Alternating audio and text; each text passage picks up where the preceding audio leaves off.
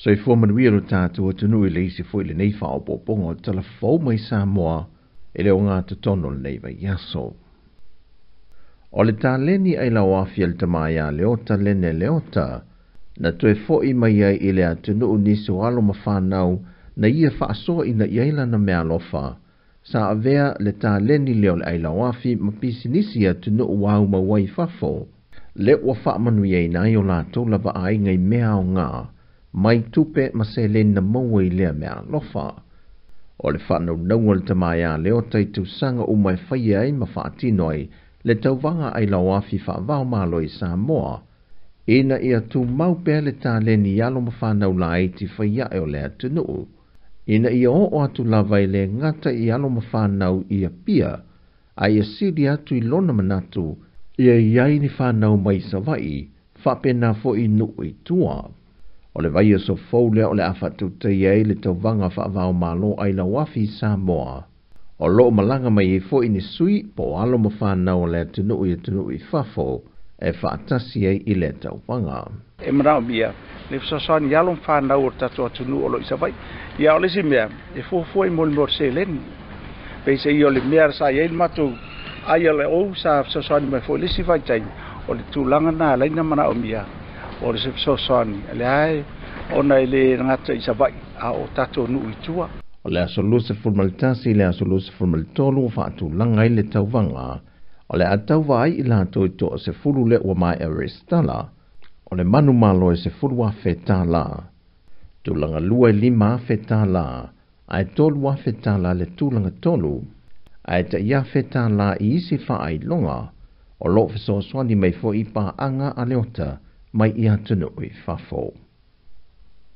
O lo wisa mua se sui o malo au whaatasi o lo o lato mata I tuwina por kalame, e au fiai le pui ngole si o manga mai le whaalenga ina I la pisi o ona e au fiai unga. Mau ia moli maui nai le leo muli ta ia e Sāmoa ta iana mwhainga whaavae e pe ona whaatau te ia le tele o por kalame umavae. Ona o loo vaia le tele o le pepa I ila o la pisi mai unga o loo whaanga ina peo tātou tangata ai mai se lava I company ma pisinisi e pe o whane ainga. Whaalia le sui mai malo au whaatasi, e mātango fia le whaatulanga I no por kalame a Sāmoa pe fo o le teimi o le te wila, na whaalawi loa e fo le taofi lo whaangai no whanguunga, whapea fo I pepa I ila mai whale ainga I le si o manga I le tana whaatai a pia, pe tai le I mawhai o na whaamalo sia le polo inga. E whape nā fo I le teimi o le whontanga te tai o malo le tau pulenga whato a mai atu, nā tile o na vaia le telo me whaitino I ngā o sia mai leunga sa whaonga ina. Sau no Marcos o lana, e ui I se whanau nonga le atao fia o loa ia ngā o sia mai leunga, ai e mana o mia le telo le se leni e whaatino I polo kalame, mai te tauai o na whaia sa isi la asanga o le polo ina o kompani o lo lato ngā o sia o loa nei, ina I au mea ni vai ngā tupe, e whaatino ai por kalame ia I atunu o lo aveanga ia lato o loa, ai maise I masini ma vaenga o waila au e whaonga ina, e toi fausia mai isi o loa fau, nai lole la fua ina e ia atunu, ma whaaleanga ina ai o lato sio manga. Ma o wha maumongo fo ina wha ai loa e le sui o malo o whaatasi nei wei Sāmoa, e te tau o na matua ngai whaatalinoanga a malo te tele laulangi le mata opule nei, o ne leo iaise malo si ango whainga whaavai le teimile nei, e puia mai ei le a fio le sio manga o atunu, e pei fo I o le Pasifika, mai ia lapisi o ona. E ono o atu I le lua masina e pei ona wha ai lua le whaurulunga o le soifua maloloina, ai ono Dr. Alekeke Roma, e toi wha le lei e le masini wha ata le whale mai tele I ulmato tua, o le temi nei wa tau fia le wha atinonga o ni wha ata, ai meise mo reporti lanto e malanga I ngā ruenga wha vai temi, ono o le wha le tonu wai ai le masini. Wha lia ei ono, o le so o pēr o na whaima pēle e le tise, o le mafu angare na o le wha lea ngai no le masini taunga tāmata wa tele. E na uwhasiringi e fo I sui o le autustana le whionga ai ono, e nei a wha lia, o mai ma ngase ngase I o lo tau whira mautanga ngase I ulum tua, e na o le pauio i lantou e mawhai o na whaatino i le marasi anga o le whaatau lo i le te mile nei.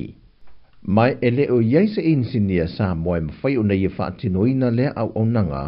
e na o se tangata fo i malanga mai whafo iei le to mai whaapitoa, mai mauti no fo i lona taungata. O le masini le nei na taunu mai mawhaapi i le tausanga rua whelus whamale lua, i le tau e tasi te simale 5 miliona tana a Amerika, o se tasi leo vaenga na tau fie le tele le se leni sa whaaruine le malo, e a wina tuai o tātou tangata ma whaata e whaatino mai i le masini a Amerika Sāmoa. O le ua amata sila le fionga le minista o company vaa Sāmoa mga ruenga te tele, le fionga olo a fiti va ai. I se tasi o vaa le ua o lato maui au se tālia, e suiai i le tautua le Lady Sāmoa tolu le ua iai o na wha le tonu. O le vaa o lo manatu le fionga le minista e wha aruina i se le ne 2 miliona tala a Amerika. Mai a whai e pāsia le kāpeneta tūlanga uma i le vaa o lo iai malona malosi ngā whatia. O le a au mea loa le vaa mō se te mie le o toi mamao. Ai o lo fisiringia fo i le te itai o li tua ngai, le fionga tu le e palupe soli ai Dr. Sailele Maria le ngoi. Le fionga le minista ia olo e wha malama po fe a wina mai ei le 2 miliona tala Amerika lea. O nei yeilo na popolenga le wha o ngai na mai o tupe teu ale malo. O tala whawi o le nei aso wha amnia le tue fuafanga le awhianga e masio tātou o tana o wha soi foia.